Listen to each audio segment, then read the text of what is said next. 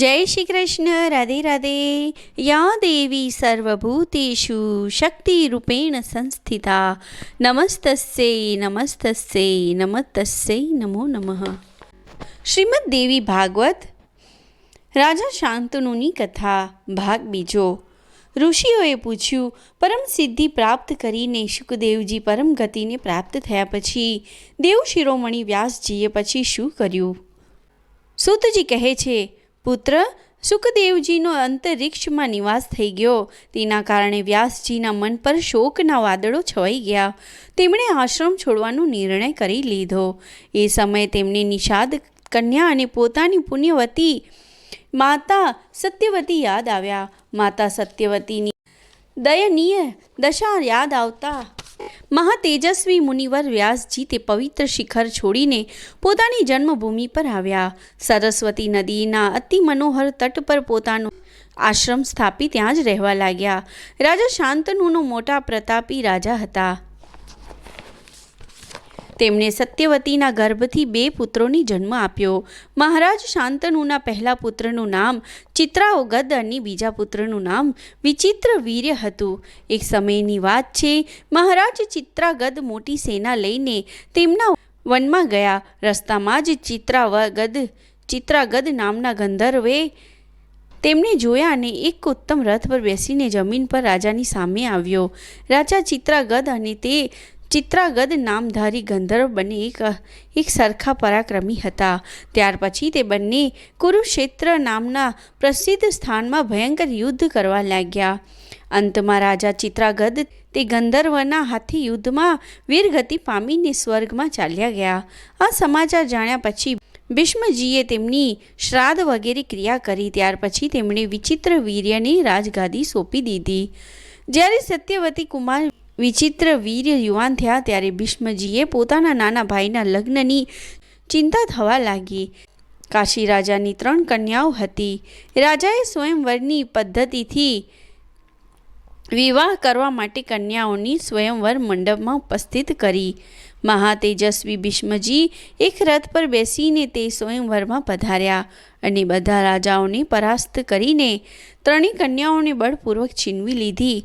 પોતાના બાહુબળથી બધા જ રાજાઓને હરાવી તે કન્યાઓને લઈને હસ્તિનાપુર આવ્યા। તેમણે 3 કન્યાઓને માતા સત્યવતીને સોંપી દીધી અને જ્યોતિષ અને વેદના પારગત વિધાન બ્રાહ્મણોને બોલાવીને તેમની પાસે શુભ મુહૂર્ત કઢાવ્યું। જ્યારે લગ્નની બધી તૈયારીઓ થઈ ગઈ અને પોતાના નાના ભાઈ ધર્માત્મા વિચિત્રવીર્યનું તે કન્યાઓ સાથે લગ્ન કરવા લાગ્યા ત્યારે 3 કન્યાઓમાં જે અત્યંત સુંદર હતી તે મોટી કન્યાએ લજ્જા સાથે ભીષ્મજીને કહ્યું, હું તો મારા મનથી રાજા શાલ્વને સ્વયંવરમાં વરી ચૂકી છું। સૂતજી કહે છે, આ પ્રમાણે તે કન્યાના કહેવાથી કુરુનંદન ભીષ્મજીએ કહ્યું, તું સ્વેચ્છાપૂર્વક જઈ શકે છે। આમ ભીષ્મજીની વિદાય લઈને તે કન્યા શાલ્વ પાસે ગઈ અને પોતાના મનની ઈચ્છા રાજાની સામે સ્પષ્ટ રૂપી જણાવી। શાલ્વે કહ્યું, સુંદરી, મારી સામે જ ભીષ્મે તને પકડી રથમાં બેસાડી હતી। ભીષ્મને તારા તરફ માતૃભાવના હતી, છતાં તું તેમની પાસે રહીને આવી છે। હવે તારા લગ્ન મારી સાથે થવા અસંભવ છે।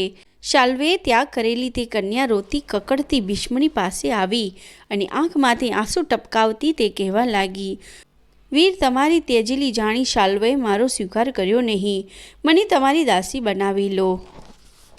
ભીષ્મજીએ કહ્યું, સુંદરી, તારા ચિત્તમાં બીજા પુરુષનું સ્થાન છે, તેથી તારો સ્વીકાર કઈ રીતે કરું? કલ્યાણી, હવે તું નિશ્ચિત થઈ તારા પિતાની પાસે ચાલી જા। જ્યારે ભીષ્મજી પાસેથી પણ શાલ્વના જેવો જ જવાબ મળવાથી તે કન્યા જંગલમાં જતી રહી। ત્યાં એક પરમ પવિત્ર નિર્જન સ્થાન હતું, ત્યાં રહીને તે તપસ્યા કરવા લાગી। આ બાજુ રાજા વિચિત્રવીર્યના લગ્ન બાકીની 2 કન્યા સાથે થયા। કાશી રાજાની તે બંને કન્યાઓ ખૂબ સુંદર હતી। એકનું નામ અંબાલિકા અને બીજીનું નામ અંબિકા હતું। 9 વર્ષ સુધી મહારાજ વિચિત્રવીર્ય તે બંને પત્નીઓની સાથે અનેક પ્રકારના ભોગ વિલાસ કરવા લાગ્યા। એટલામાં તેમને ક્ષય રોગની બીમારી થઈ અને તેમનું અવસાન થયું। સત્યવતી અત્યંત દુઃખી થઈ। ભીષ્મજીએ કહ્યું, હે પુત્ર, તું તારા શાંતનુના રાજ્યનો ભાર ઉઠાવી લે અને સાથે વંશની રક્ષા કર। એવો પ્રયત્ન કર જેનાથી યયાતિનો વંશ લુપ્ત ન થાય. ભીષ્મજીએ કહ્યું, માતાજી, મેં પિતાશ્રી સમક્ષ જે પ્રતિજ્ઞા કરી હતી તે આપે સાંભળી છે.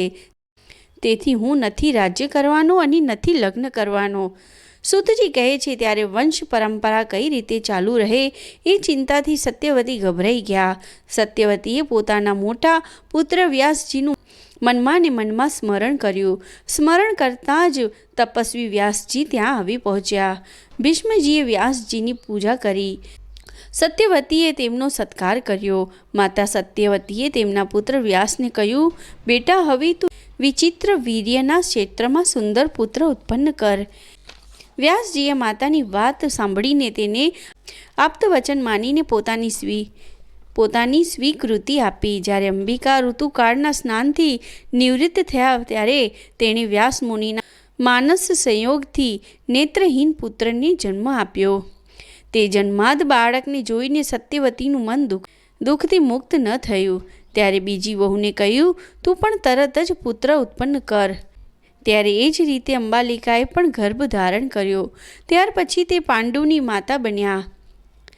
1 વર્ષ પછી સત્યવતીએ ફરીથી વહુને પુત્ર ઉત્પન્ન કરવા પ્રેરિત કરી. મુનિવર વ્યાસજીને બોલાવી તેમને વિનયપૂર્વક કહી રાત્રિના સમયે તેમને શયનખંડમાં મોકલ્યા. તે વખતે ત્યાં વહુ પોતે ન ગયા અને તેમની દાસીને મોકલી. તે દાસીના ગર્ભથી વિદુરજીનો જન્મ થયો. તે પુણ્યાત્મા પુરુષ ધર્મનો અંશ માનવામાં આવે છે. ઇતિ પહેલો સ્કંદ સમાપ્ત. જય મા ભગવતી દેવી. બોલો અંબે માત કી જય.